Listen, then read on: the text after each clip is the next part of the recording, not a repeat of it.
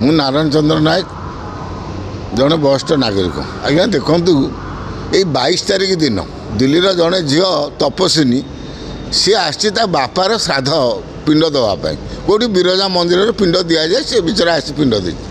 ପୁଣି ତା ସାଙ୍ଗରେ ତା ଭାଇ ଅଛି। ସେମାନେ ପିଣ୍ଡ ଦେଇକି ବାହାରୁଛନ୍ତି 9ଟା ସମୟରେ, ତା ଭାଇକି ମାଡ଼ ମାରିକି ତପସ୍ୱିନୀକି ବଳାତ୍କାର କଲେ। ତା ଆଗରୁ ଶୁଣିବା ଯାଜପୁର ଟାଉନରେ ଜଣେ ଟେମ୍ପୁରେ ଯାଉଥିଲା ଗୋଟେ ସ୍ତ୍ରୀ ଲୋକ, ତାକୁ ବି ଦର୍ଶନ କରାଯାଇଥିଲା। ଏଭଳି ଚାଲିଛି ଆଜ୍ଞା ଦେଶ ଯାକ। ତାପରେ ଆଜ୍ଞା ଲଜ୍ଜା କଥା ଆପଣଙ୍କ ଆଗରେ କ'ଣ କହିମି, ଯେଉଁଠି ଶ୍ରୀମନ୍ଦିରରେ ମହାପ୍ରଭୁଙ୍କ ଔଷଧ ଚୋରି ହୋଇଯାଉଛି, ତାଙ୍କ ମୋଦକ ଚୋରି ହୋଇଗଲା ପ୍ରଭୁ ଜଗନ୍ନାଥଙ୍କର। ଚାହିଁ ଲଜ୍ଜାଜନକ କଥା କ'ଣ ଅଛି? ଆମେରିକା ସରକାର କହୁଛି ଓଡ଼ିଶାରେ ବଳାତ୍କାର, ଦୁଷ୍କର୍ମ, ଆଉ ଅପରାଧ ଆଉ ଆତଙ୍କରାଜ ଏତେ ବଢ଼ିଯାଇଛି, ମହିଳାମାନେ ଏକାଠିଆ ଯିବା ଉଚିତ ନୁହଁ। ଆଜ୍ଞା ସେ କ'ଣ ଭୁଲ କହୁଛନ୍ତି? ଦିନ 2 ପରେ ଭୁବନେଶ୍ୱରରେ ଲୋକଗୁଡ଼ାକୁ ହଣାଯାଉଛି।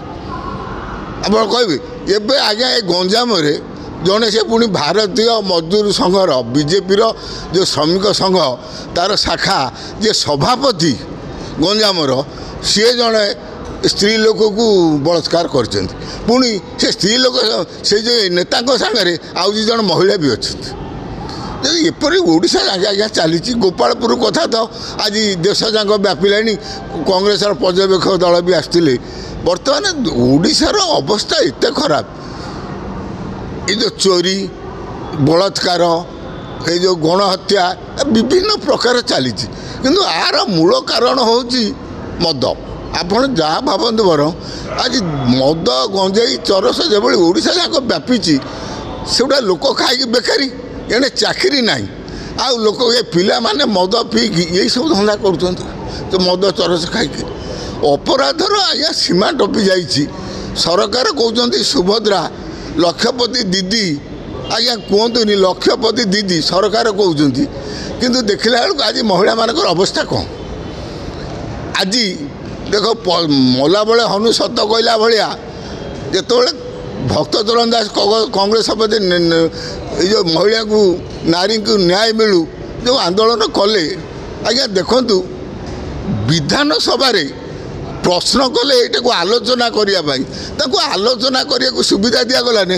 ବରଂ କଂଗ୍ରେସ ଦଳର ଯେଉଁ ସମସ୍ତ MLAକୁ ସସ୍ପେଣ୍ଡ କରିକି ଆଜ୍ଞା ଧକ୍କା ମାରିକି ଆଣି ବାହାରେ ଛାଡ଼ିଦେଲେ।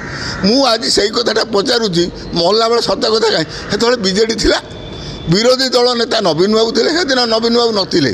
ତାଙ୍କ ବିରୋଧୀ ଦଳର କେହି ଏ ଯେଉଁ ପଦେ କହିଲେ କି କହିଲେନି। ତାପରେ ଆମେ ଯେତେବେଳେ କଂଗ୍ରେସ ଦଳ ତରଫରୁ ବିଧାନସଭା ସାମ୍ନାରେ ଯେଉଁ ଧାରଣା ସଭା କରାଗଲା, ଆଜ୍ଞା ବିଶ୍ୱାସ କରିବେ ନାହିଁ, ଯେଉଁ ଲାଠି ମାଡ଼ କଲେ, ପାଣି ମାଡ଼ କଲେ, 5000 କଂଗ୍ରେସ କର୍ମୀଙ୍କ ନାଁରେ କେସ୍ ଆଜ୍ଞା ଦେଲେ ପୋଲିସ ବାଲାଙ୍କୁ ଧରିକି। ଆଚ୍ଛା ଆଜି ଏଇ ଫକୀରମୋହନ କଲେଜ ହେଉ, ଗଞ୍ଜାମ ହେଉ, ଛାତ୍ର ବିଜେଡ଼ି ବାଲା ଆଜି ସେଇଟା କହୁଛନ୍ତି ମହିଳାମାନଙ୍କୁ ସୁରକ୍ଷା ଦିଅ। ଏଇଟା ଯେ ମହିଳାମାନେ ବର୍ତ୍ତମାନ ଓଡ଼ିଶାରେ ଯେ ଏପରି ବିପର୍ଯ୍ୟୟ ଅବସ୍ଥାରେ ଅଛନ୍ତି, ସେ କଥା କହିଲେ ନ ସରେ ଆଜ୍ଞା। ମହିଳାମାନେ ଘରୁ ପଦାକି ବାହାରି ପାରୁନାହାନ୍ତି।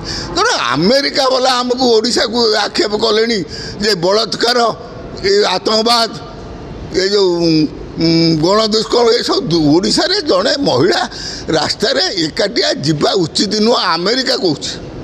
ଚାହିଁ ଆଜ୍ଞା ଲଜ୍ଜାକର କଥା ଆଜ୍ଞା କ'ଣ ଓଡ଼ିଶାରେ ଅଛି କହିଲେ?